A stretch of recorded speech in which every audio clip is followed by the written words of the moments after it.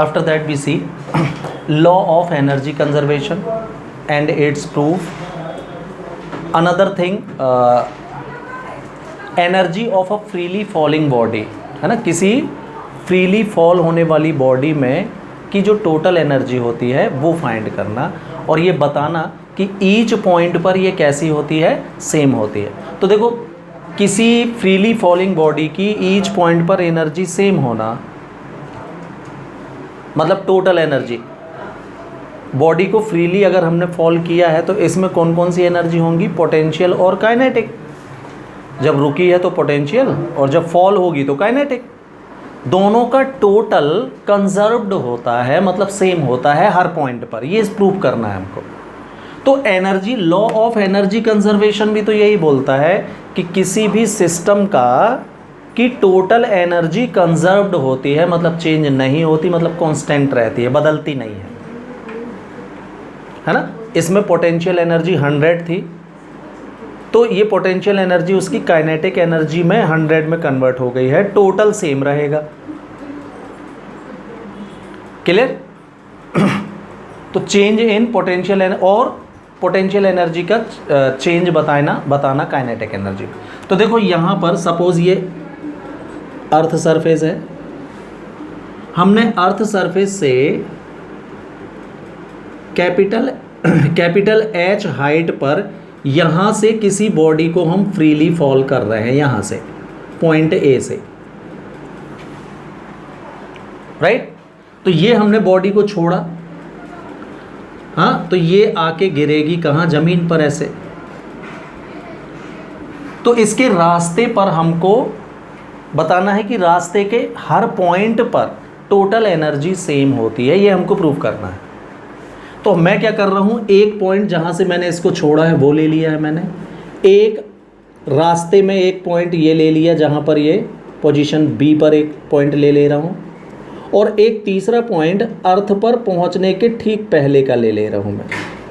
ध्यान से, point C पर ऑब्जेक्ट ने ज़मीन को टच नहीं किया है, it is just about to reach to the earth, मतलब अर्थ से टकराने के ठीक पहले की कंडीशन है, क्योंकि जैसे ही ये अर्थ से टकराएगा तो अपनी एनर्जी अर्थ को दे देगा भाई पूरी। तो तीसरा पोजीशन C मैंने कौन सा लिया है, just about to touch the ground, मतलब बिल्कुल जरा सा फर्क है, टकराया नहीं है, लगभग टकरा गया है, हिट बस नहीं किया है, बिल्कुल पहुंच चुका है। तीसरी कंडीशन ये है। तो अब अपन क्या करने वाले हैं इसमें, देखिए, हम पॉइंट A पर इसकी टोटल एनर्जी निकालने वाले हैं। Total energy means potential plus kinetic के सम को टोटल एनर्जी बोलते हैं, हाँ। फिर पॉइंट B पर भी हम निकालेंगे। पॉइंट B कौन सा है ना, जबकि ये, हाँ, H हाइट तक गिर चुका है यहाँ से,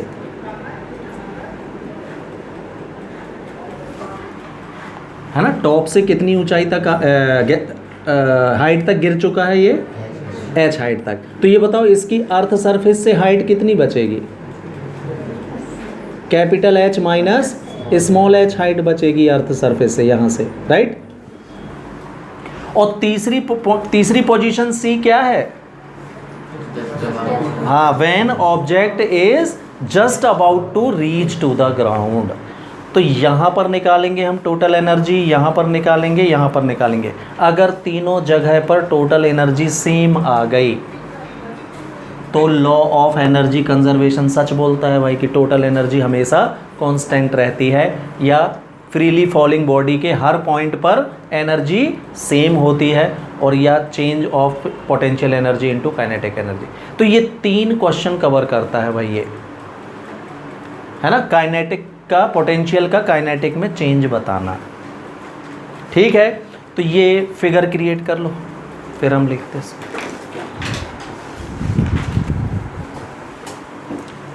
ओके, तो what, let a body, suppose we have a body of mass m is dropped freely at height small h from the earth surface, ठीक है। B and C are 2 points on the path of motion of the object, हाँ, such that the distance of point B from A is x, है ना। इसके path पर हमने B और सी दो पॉइंट ले लिए हैं। अभी मैंने डिस्क्राइब किया पॉइंट बी रास्ते में कहीं एक पॉइंट है, और सी कौन सा पॉइंट है, when the object is just about to reach to the ground. Clear. तो अब जो हमारा काम था भाई, पॉइंट ए पर हमको टोटल एनर्जी निकालना है। तो नंबर 1 हम डालते हैं क्या, एट पॉइंट ए। तो क्या पोजीशन थी भाई, तो at point A the object is at rest. Point A कौन सा पॉइंट था, जहां से हम इसको छोड़ने वाले हैं। पॉइंट ए ये है ना, हाँ। तो पॉइंट ए पर ये रुका हुआ है ऑब्जेक्ट, हाँ, at rest, thus its velocity will be 0, हाँ। Then kinetic energy of object, formula होता है हाफ mv²। तो कितनी आएगी ये, 0। v की वैल्यू रखो, तो काइनेटिक एनर्जी क्या मिलेगी, potential energy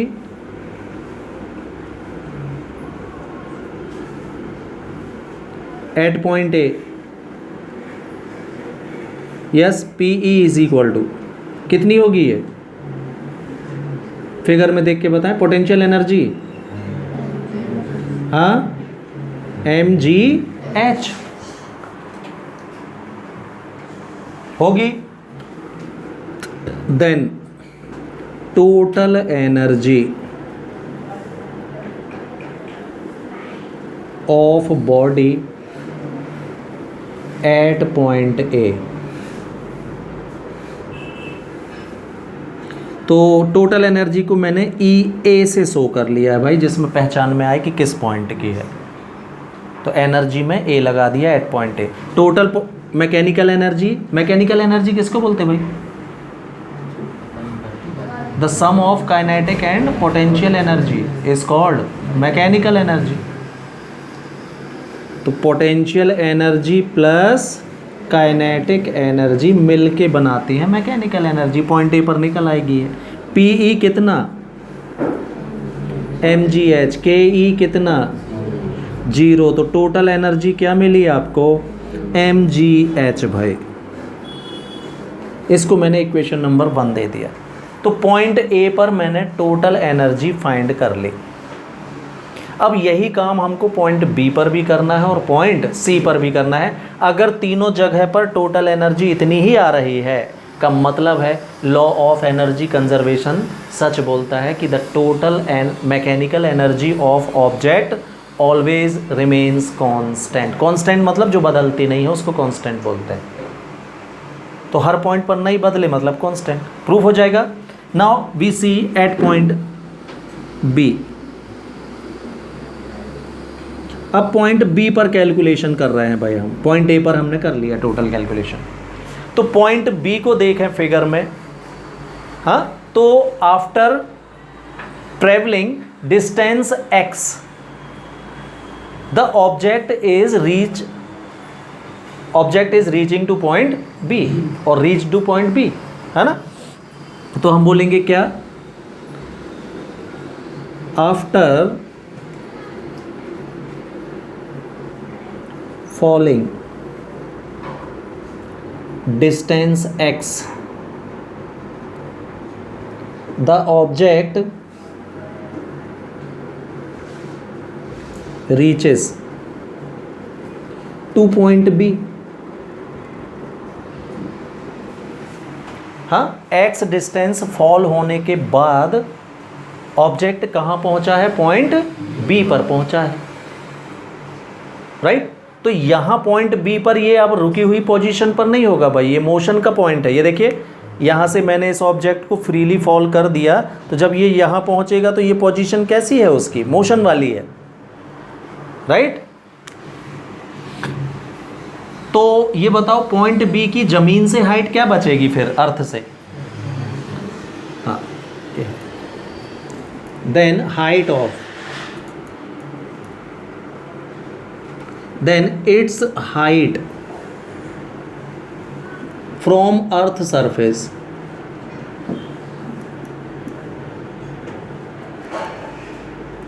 will be h minus x height होगी, राइट। तो इस कंडीशन में आप then by third equation of motion, अब आपको हमको लगता है कि ये थर्ड इक्वेशन ऑफ मोशन क्यों लगा रहे हैं, क्या निकालना है आपको, काइनेटिक एनर्जी। काइनेटिक एनर्जी में वेलोसिटी चाहिए ना, बिना वेलोसिटी के कहाँ से निकाल लोगे। That's why third equation of motion से मैं वेलोसिटी पहले काउंट कर लूँ, फिर काइनेटिक एनर्जी निकलेगी, ठीक है। तो by third equation of motion v square is equal to plus 2as लगाओ भाई। तो v square is equal to u square, मतलब क्यों, यहाँ से गिरा है ऑब्जेक्ट बी पॉइंट, तो इनिशियल वेलोसिटी तो इसकी 0 थी ना, यहाँ रोका हुआ था, फिर गिरा है ये, हाँ, प्लस 2a की जगह क्या आएगा g, क्यों, जब भी मोशन अर्थ सरफेस के परपेंडिकुलर अपवर्ड या डाउनवर्ड हो तो एक्सेलरेशन में ग्रेविटेशनल एक्सेलरेशन यूज़ होता है। अब देखिए body top to bottom, top to और हाइट से अर्थ की टूवर्ड्स द अर्थ मूव कर रही है ना, तो ऐसी कंडीशन में g पॉजिटिव होता है, और जब ज़मीन से नीचे से ऊपर कोई चीज़ ट्रेवल करती है तो g नेगेटिव होता है। तो हमारी बॉडी ऊपर से नीचे गिर रही है कि नीचे से ऊपर, हमारी बॉडी नहीं, मतलब ये बॉडी ऊपर से नीचे ड्रॉप हो रही है ना, तो g कैसा होगा, पॉजिटिव होगा। और s की वैल्यू तो कितनी डिस्टेंस ट्रेवल कर ली है इसने, x, 2gx आएगा भाई, कोई डाउट है। तो v स्क्वायर की वैल्यू क्या मिली है आपको, 2gx only, yes. Then kinetic energy of body, हाँ, हाफ एम वी स्क्वायर से half m, same v square की वैल्यू 2gx, 2 से 2, तो काइनेटिक एनर्जी मिल गई आपको mgx मिलेगी, ये काइनेटिक एनर्जी मिल गई। अगेन पोटेंशियल एनर्जी बता दो भाई, हाँ, देख के फिगर है आपके सामने, पोटेंशियल एनर्जी कितनी होगी, अरे यार बहुत टाइम लगा रहे हो, mg h minus x. Point B को देखो, पॉइंट बी की अर्थ से हाइट कितनी है, तो mgh की जगह क्या आएगा, h minus x. Potential energy निकालने में हमेशा अर्थ सरफेस से हाइट नापी जाती है, ऊपर से नीचे नहीं नापते। ये देखो यहाँ पर जब पोटेंशियल एनर्जी निकाले थे तो ये हाइट ली होगी आपने, ये अर्थ सरफेस से किस हाइट पर है पॉइंट ए, तो पॉइंट बी किस हाइट पर है, तो mgh माइनस एक्स आएगा। Then total energy at point B बता दीजिए, टोटल मैकेनिकल एनर्जी, सिर्फ एनर्जी लिखते चलो आप, total energy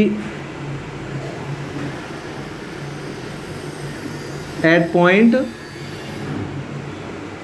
B will be, हाँ, ई बी से शो कर दे रहा हूँ भाई मैं,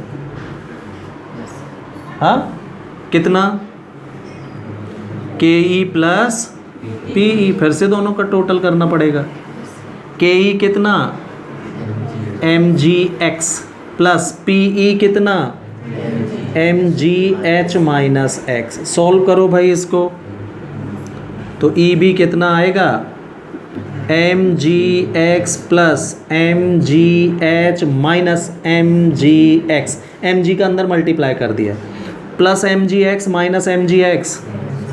देखो भाई ई बी कितना मिल रहा है, पॉइंट ए पर भी टोटल एनर्जी इतना ही आई थी क्या, और बी पर उतना ही आ रही है। अब सी पे और देख लेते हैं क्या हो रहा है, हाँ। Now at point C,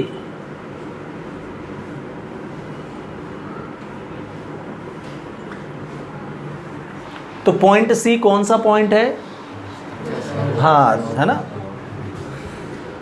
point C is the point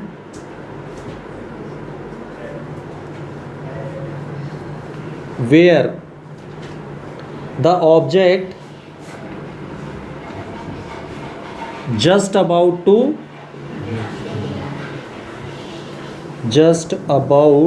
to reach to the ground.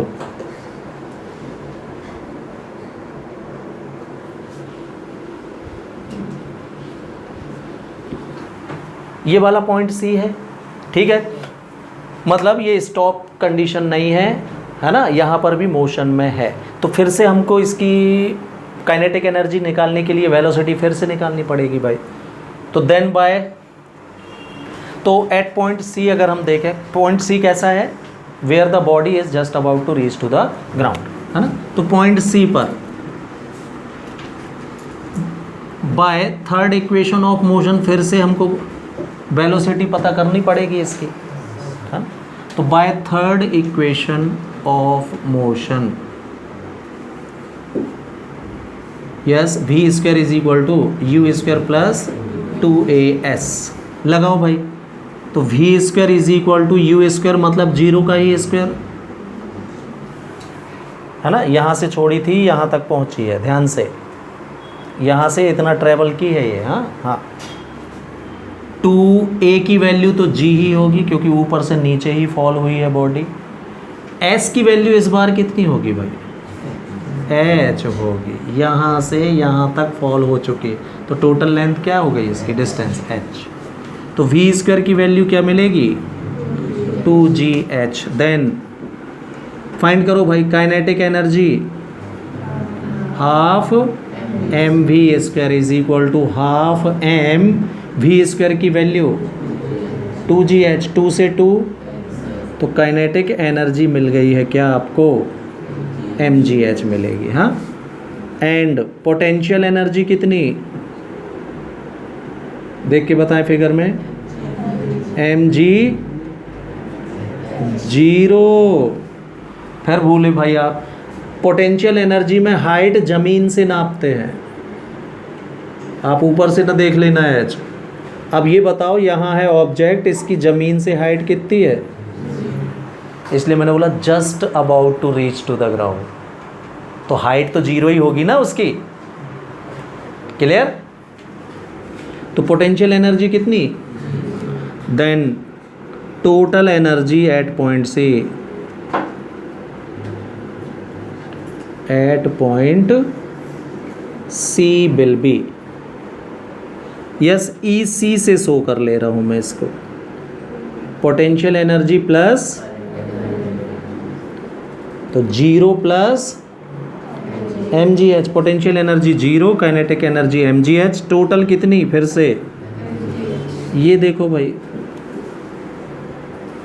तो by equation first, second and third each point पर एनर्जी कैसी होती है, कंजर्व्ड होती है, और यही हमको प्रूव करना था, क्लियर।